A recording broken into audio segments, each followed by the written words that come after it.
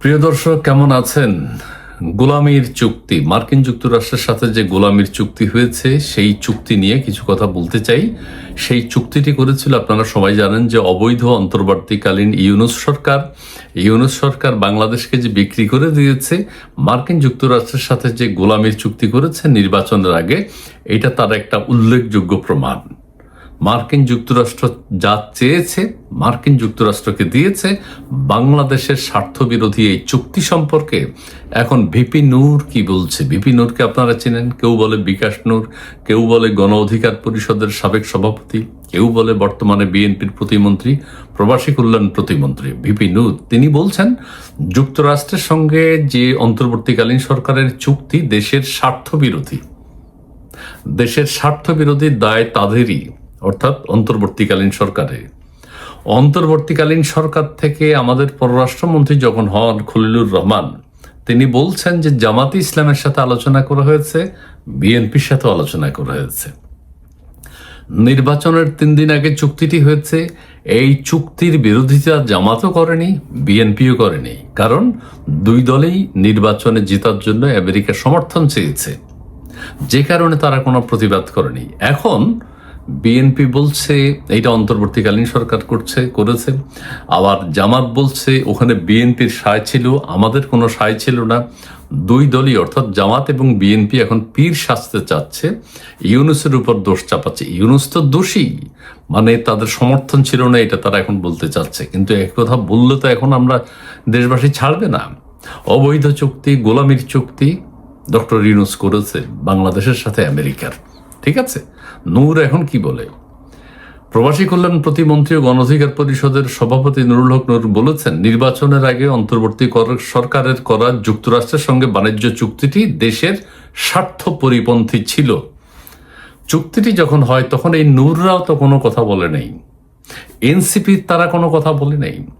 এনসিপিকে মার্কিন যুক্তরাষ্ট্র সহ আর অন্যান্য প্রভাবশালী দেশ তারা সমর্থন দিয়েছে, তারা তাদেরকে হাতে রেখেছে, এবং তাদের মাধ্যমে এনসিপির ওই ছেলেরাও তো একটা কথা বলেনি এই চুক্তির ব্যাপারে। অবৈধ চুক্তি, দেশের স্বার্থ বিরোধী, দেশ করে একটা কথাও বলেনি, তাদেরকে হাতে রেখেছে। এবং সেই চুক্তির ডক্টর ইউনূসের যে চেলা চামুন্ডারা ছিল, এনসিপির নেতারা, তারা সবাই সমর্থন করে গেছে। ঠিক আছে, যুক্তরাষ্ট্রের সঙ্গে বাণিজ্য চুক্তির বিষয় তিনি বলেন, মানে নূর বলেন, ওই অনির্বাচিত অন্তর্বর্তী সরকার নির্বাচনের আগে কেন সেই চুক্তি করেছিল। আজ বিভিন্ন মহলে জামাত বিএনপিকে দায়ী করছে। এখন জামাত আবার বলছে আমরা না, এখন বিএনপিকে যেহেতু দায়ী করছে, সাধারণ মানুষও বিএনপি এবং জামাত উভয়কে দায়ী করছে। তারা চুপ ছিল, আজ বিভিন্ন মহলে বিএনপিকে দায়ী করার চেষ্টা করা হচ্ছে। কিন্তু বাস্তবতা হলো চুক্তিটি করেছিল অন্তর্বর্তী সরকার, যাদেরকে জুলাই নায়ক হিসেবে উপস্থাপন করেছিলেন ডক্টর ইউনূস। মূলত তাদের সম্মতিতে, অর্থাৎ এনসিপি, তাদের সম্মতিতেই দেশের স্বার্থ বিরোধী কাজগুলো হয়েছে, এই চুক্তিটি হয়েছে। তিনি পরিষ্কারভাবে জানান নূর, এই চুক্তির দায় বর্তমান সরকারের উপর চাপানো একদম ঠিক না। এই দায় অন্তর্বর্তীকালীন সরকারের। তো এটা তো দেশের মানুষ বলছেই, নূররা তখন কথা বলেনি কেন? এনসিপি তো কোনো কথা বলে নাই, এই দায় এনসিপিরও। ডক্টর ইউনূসের দায়, উপদেষ্টা সবার দায়, আসিফ নজরুল, সৈয়দা রেজওয়ানা হাসান, আদিলুর রহমান, আরো যা আছে সবার দায়। সবাই এখন বলছে আমরা জানি না, ইউনূস সাহেব স্যার করেছেন, স্যার নির্বাচনের 3 দিন আগে করেছেন, স্যার কি বুঝে করেছেন আমরা জানি না।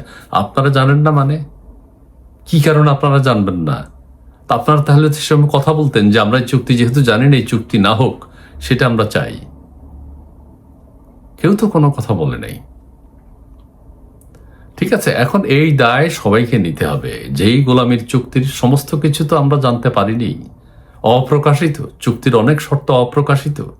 সেই অপ্রকাশিত শর্তগুলো কি, সেটি জাতি যখন জানবে তখন হতাশ হবে যে ডক্টর ইউনূস দেশকে কোথায় নামিয়ে গেছে। বিএনপি এবং জামাতের সহযোগিতায়, এনসিপির সহযোগিতায়।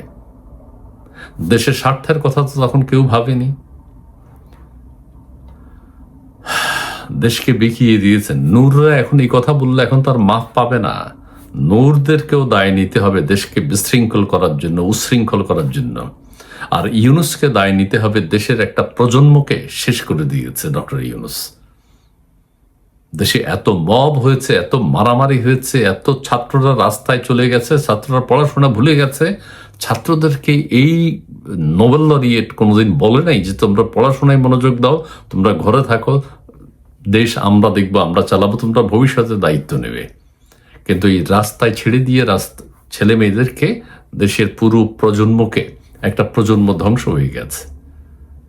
এবং সারা দিকে শিক্ষা ব্যবস্থা এখন আমরা বিশৃঙ্খলা দেখি। এই বিশৃঙ্খলার দায় একমাত্র ডক্টর ইউনুস এবং তার উপদেষ্টা মণ্ডলীর সদস্যদের। প্রিয় দর্শক, ধন্যবাদ।